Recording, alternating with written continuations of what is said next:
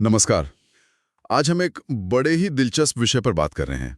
प्रकृति के जो 5 तत्व हैं, पृथ्वी, जल, आकाश, अग्नि, वायु, इनका अंक ज्योतिष से क्या लेना देना है? बिल्कुल। हमारे पास जो सामग्री है वो बताती है कि कैसे ये तत्व और कुछ खास नंबर हमारी लाइफ, हमारी बॉडी, हमारे नेचर तक को कैसे जोड़ते हैं। हाँ। तो चलिए आज इसी जुड़ाव को समझने की कोशिश करते हैं। और देखिए, ये समझना जरूरी है कि ये कनेक्शन ना सिर्फ ऊपर ऊपर का नहीं है। सामग्री तो यही इशारा करती है कि ये हमारे अस्तित्व की जड़ तक जाते हैं। अच्छा। हाँ, मतलब हमारी बॉडी कैसे बनी है, हम सोचते कैसे हैं, सब पर असर है। तो कहाँ से शुरू करें? पृथ्वी तत्व, सामग्री में इसका जिक्र है, नंबर 5 से जुड़ा हुआ। हाँ, पृथ्वी तत्व और नंबर 5। और ये नंबर जुड़ा है बुध ग्रह से। बुध, मर्क्यूरी, ओके। बिल्कुल। स्रोत बताते हैं कि ये हमें क्या देता है? स्थिरता, बैलेंस और एक तरह की प्रैक्टिकल समझ, बुद्धि। जैसे पृथ्वी सबको संभालती है। एग्जैक्टली। ये भारी तत्व है, नो डाउट, पर यही तो बेस है जो सब कुछ संतुलित रखता है, स्थिरता देता है। समझ गया। तो पृथ्वी की स्थिरता के बाद फिर आता है जल तत्व। स्रोत इसे प्रवाह और इमोशन से जोड़ते हैं। हाँ, जल तत्व ये 2 नंबरों से जुड़ा है। एक तो नंबर 2 यानी चंद्रमा। चंद्रमा, मून। हाँ, और दूसरा है नंबर 6 यानी शुक्र, वीनस। अच्छा, 2 नंबर, 2 और 6। बिल्कुल। और ये क्या दिखाते हैं? हमारी भावनाएं, प्यार, कल्पना, यहाँ तक कि जो सांसारिक सुख है वो भी। तो नंबर 2, भावनाओं का उतार चढ़ाव। हाँ, जैसे चंद्रमा का असर होता है। और नंबर 6, वो रिश्तों की मिठास, आर्ट, लग्जरी, शुक्र वाली चीजें। दिलचस्प है कि एक ही तत्व में भावनाएं भी है और सांसारिक सुख भी। चंद्रमा और शुक्र। क्या स्रोत ये बताते हैं कि इनमें बैलेंस कैसे बनता है या कभी टकराव होता है? स्रोत सीधे सीधे टकराव की बात तो नहीं करते, पर इशारा यही है कि बैलेंस जरूरी है।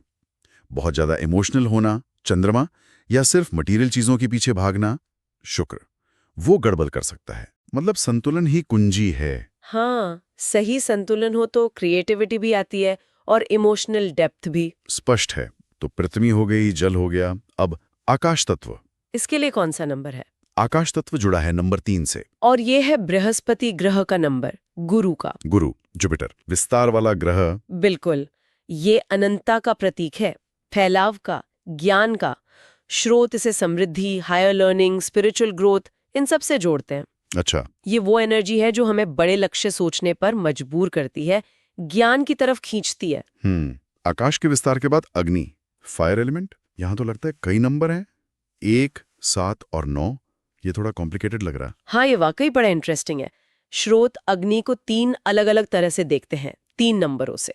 नंबर 1 जो सूर्य का है। सूर्य, सन। हाँ, ये है प्योर फायर, डायरेक्ट लीडरशिप वाली एनर्जी, जीवन शक्ति। फिर है नंबर 7 केतु। केतु। हाँ, इसे कहते हैं छिपी हुई अग्नि, हिडन फायर, इंट्यूशन वाली, जो अचानक कुछ कर दे। ओके, रहस्यमयी। बिल्कुल। और तीसरा है नंबर 9 मंगल, मार्स। ये है प्रकट अग्नि, एक्शन वाली। साहस, ऊर्जा। हाँ, साहस, पराक्रम और कभी-कभी गुस्सा भी। तो ये तीनों मिलकर अग्नि की पूरी ताकत दिखाते हैं, बनाने की भी और बदलने की भी। वाह, एक ही तत्व में 3 तरह की अग्नि ऊर्जा। ये तो काफी गहरा विश्लेषण है। अच्छा, और आखिर में वायु और आकाश का मिश्रण, ये क्या है? हाँ, इसे स्रोत जोड़ते हैं नंबर 4 राहु और नंबर 8 शनि से। राहु और शनि। ये जुड़ा है विचारों की गति से, कम्युनिकेशन, मेंटल एक्टिविटी। राहु थोड़ा अनप्रिडिक्टेबल है, तेज दिमाग। और शनि? शनि तो धीमा माना जाता है। हाँ, शनि स्थिरता लाता है, अनुशासन भी, लेकिन उसमें भी वायु तत्व की तरह फैलाव है और कभी-कभी छिपी हुई धीमी गति वाली ऊर्जाएं भी। तो ये दोनों मिलकर हमारे सोचने का तरीका, बात करने का ढंग, उसे प्रभावित करते हैं। तो ये हो गए 5 तत्व और उनसे जुड़े नंबर। पृथ्वी 5, जल 2 और 6, आकाश 3, अग्नि 1, 7, 9 और वायु आकाश 4 और 8। हाँ। लेकिन इन सब का मतलब क्या है हमारे लिए? ये सब जानकर क्या होगा? हाँ, यही तो असल बात है।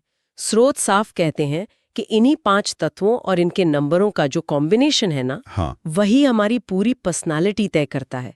मतलब हम दिखते कैसे हैं, हमारी आदतें क्या हैं, अच्छी बुरी, हमारी हेल्थ कैसी रहेगी, करियर किधर जाएगा। अरे वाह, पसंद नापसंद भी। हाँ, पसंद नापसंद, लाइफस्टाइल, सब कुछ।